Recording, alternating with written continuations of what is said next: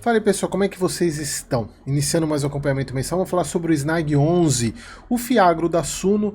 Cara, esse Fiagro, ele parece que, se vocês virem, assistam o vídeo, quem não assistiu o vídeo do mês passado, assista, porque eu tive que subir o tom um pouco. Porque eu lembro, saiu uma questão, acho que foi da Lavoro, né? Uma inteligência artificial fez uma análise maluca e teve um cara que lá no LinkedIn publicou falando que ela ia quebrar. E o Snag ele tem Lavoro em carteira. E aí depois a gente viu que não tem nada disso, a Lavoro super tranquila. E em função disso, algumas pessoas até saíram metendo pau no Snag, falando. E naquele efeito manada que a gente está vendo muito, em alguns fiagros, obviamente, a gente está com problema. Vocês viram aí vídeo do XPCA, CPTR, que tem alguns problemas de fato, inclusive marcação, administrador marcando CRI 50 até quase 100% do valor e fundos reduzindo o dividendo. CPTR, se eu não me engano, foi o CPTR que parou de pagar dividendo pelo menos alguns meses aí, até recuperar os prejuízos. Tem uma sequência de fatores, né? Inclusive, acho que foi no vídeo do XPCA, que eu falei da questão da AgroGalaxy, que ele cita alguns eventos que aconteceram até para levar a situação que a AgroGalaxy chegou. Mas o que é mais interessante é que no mês passado eu vi algumas situações de meterem o pau no Snag, falarem um monte, e esse mês tudo tranquilinho, falando que elogiando, falando que é o melhor Fiagro da. Muito, por isso que eu sempre falo para vocês. Tome muito cuidado com análise emocional. E eu acho que eu tô criando esse bordão para mim, que é: não analisem com emoção os ativos. Emoção você tem que ser a sua família. Com investimento, você primeiro não pode gostar de investimento, você não pode ter sentimento por investimento. Olha o joinha aqui, ele apareceu para confirmar. Você tem que ganhar dinheiro.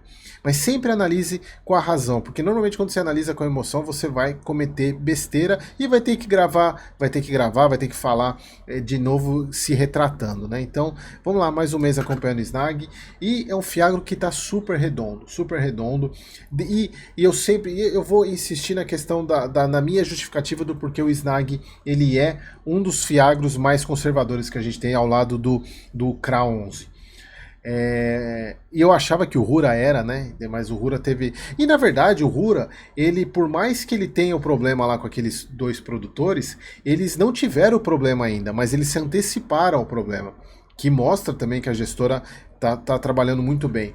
Então, olha só como o fundo ele fechou a 10,30 e hoje ele tá. Deixa eu pegar aqui. Snag, acho que ele chegou a baixar de 10, né? Muito. 9,55. Inclusive negociando abaixo do valor patrimonial, o que não é algo comum para o Snag, não é algo comum, e mostrando também muito da questão da confiança que o mercado tem nesse ativo, e principalmente também mostrando que essas quedas são muito mais relacionadas a efeito manada dos Fiagros do que qualquer outra coisa.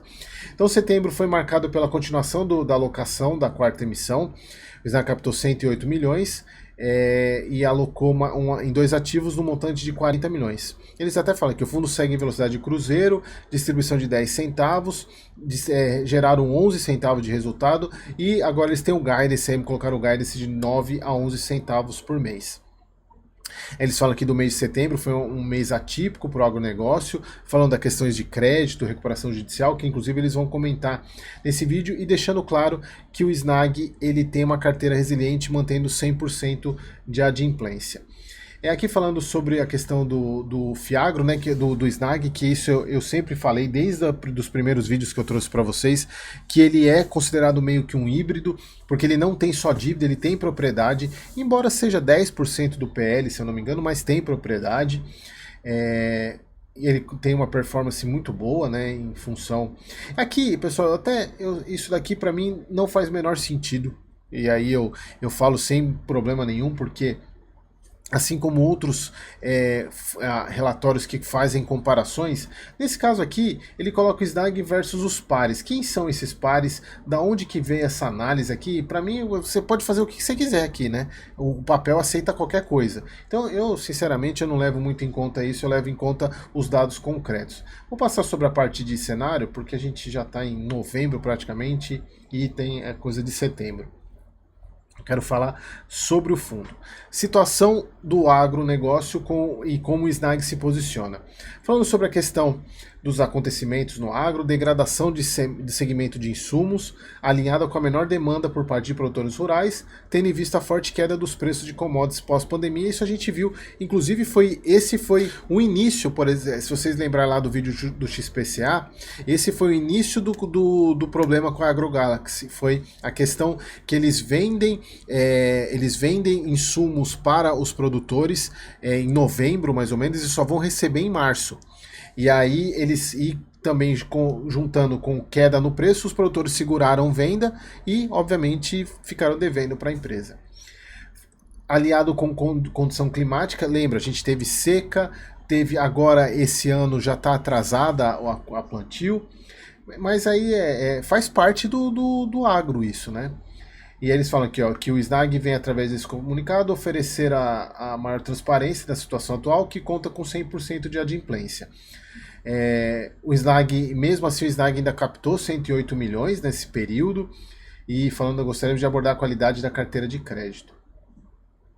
Falando que o Snag está estável, né? Esse comportamento é um forte indicativo que o mercado enxerga o fundo como um baixo risco, embora a gente tenha uma queda aí grande, né? Se a gente for ver em relação ao mês passado, deu 80 centavos de queda. Falando dessa estabilidade de cotação, em tese não tem tanto, é porque também não tinha acontecido isso, né? Inclusive dos fundos de alguns fiagros praticamente reduzirem os rendimentos, e isso está levando a reboque todos os fiagros aí. Nosso foco é investir em empresas, mesmo em cenário adverso como atual, tenham capacidade de gerar caixa, mantenham um balanço robusto e consigam honrar suas obrigações. O fundo conseguiu se beneficiar com o aumento de spread das operações de crédito, né? Mesmo assim vem melhorando, né? Ele começou com 3, agora está com 3,67. O Snag se destaca pela solidez da sua carteira de crédito, menos o cenário desafiador, marcado por recuperações judiciais. As novas alocações do fundo, o CRA Chu, 30 milhões, né, CDI mais 3,52, e eles compraram 9 milhões do Fiagro SNFZ, que é da própria Suno, mas aqui o ponto importante é isso daqui, ó. As cotas foram adquiridas no mercado secundário, e isso faz total diferença, porque não se trata de uma ancoragem, eles de fato viram um preço interessante, até por conhecerem o ativo, e acreditam que isso pode destravar valor para o cotista. Para mim, esse é o ponto mais importante, né? Não sendo participando de emissão, porque aí você estaria ancorando a emissão. Nesse caso aqui, comprando no mercado secundário, eles deixaram bem claro isso daqui. Aqui a tese de investimento da no SNZ. Aqui o guidance, né, que eles colocaram, guidance de pagamento, até dezembro, mantendo de 0,9 a 10, mas eles estão com reserva, inclusive, para manter os 10 centavos. Cotação e liquidez, performance. O que eu quero falar? Chegaram a 110, quase 110 mil cotistas. Que eu quero mostrar isso aqui, quer ver? Ó, lucro 5 centavos de reserva. Aqui, é isso que eu quero mostrar. Mais uma vez, primeiro ponto que é importante. O CRA pulverizado da Boa Safra, esse aqui sempre foi um ponto de questionamento, falando concentração num CRA. Não é concentração num CRA. Esse CRA é pulverizado e uma cacetada de devedores. Se a gente for pegar aqui, a quantidade de devedores que tem, é muita gente dentro, muita empresa, muita gente dentro desse CRA aqui. Mas o mais importante, que eu não sei por que eles não abordam isso, não sei se é mais complexo de falar, que é a questão da duration desse CRA. De 15,9. E eu sempre enfatizo isso como sendo uma das questões que me traz mais segurança no Snag, que é você não forçar tanto o pagamento para os devedores. Quanto mais curto é a duration, mais você força o devedor pagar, porque ele tem menos tempo para pagar todo o saldo devedor dele. Já no caso de uma duration grande, por mais que isso para o fundo não seja melhor, porque ele vai demorar 15,9 anos de média para receber o dinheiro que ele emprestou, o principal, mas para o produtor isso é muito bom, porque se imagina, você tem um projeto de irrigação que vai começar a dar retorno 5, 6 anos depois do investimento. Imagina você faz um CRA com duration de 3 anos para ter um retorno desse investimento depois de 5 anos. Então isso acaba, essa questão da duration acaba sendo muito positiva. E outro ponto aqui é uma redução, era mais de 60% do PL, reduziu porque eles fizeram, eles têm um pouco de compromissada também, pouca coisa, né, de compromissada.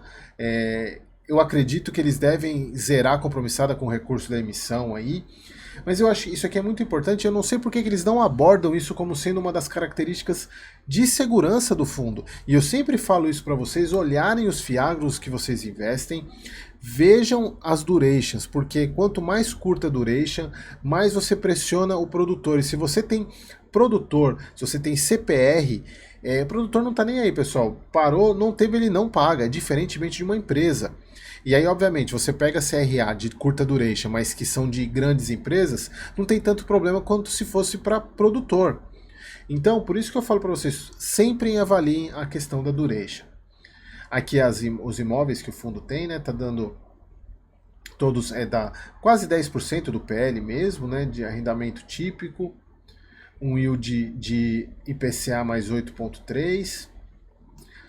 Aqui a participação de Fiagro que o fundo tem hoje. E aqui um ponto muito positivo, parabéns para a Suno, que é difícil você ver um fundo, quando tem fundos na carteira, colocar o preço médio de compra. Isso é muito bom até para a gente saber se o fundo está tendo prejuízo ou lucro nessa operação. Porque se ele não coloca o preço de aquisição, a gente não sabe se ele está tendo resultado com esse fundo. Isso é muito bom. Aqui a questão do pulverizado, né, da Boa Safra, a questão da lavoura, vou marcar aqui, né, só para lembrar quem não assistiu o vídeo passado.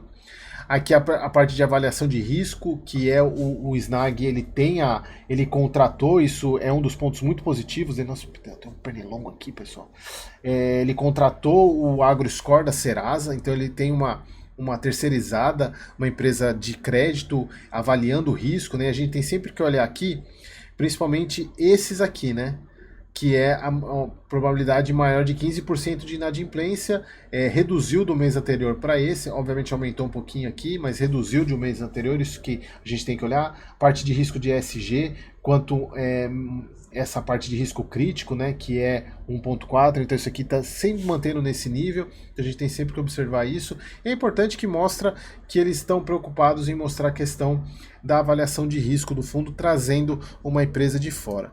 Então, pessoal, é isso daí, mais um mês acompanhando o Snag 11, que eu falo para vocês, eu considero ele e o CRA 11 os mais conservadores que a gente tem no nosso mercado e sem problemas, o que é mais importante. Beleza, pessoal? Espero que vocês tenham gostado e até o próximo vídeo.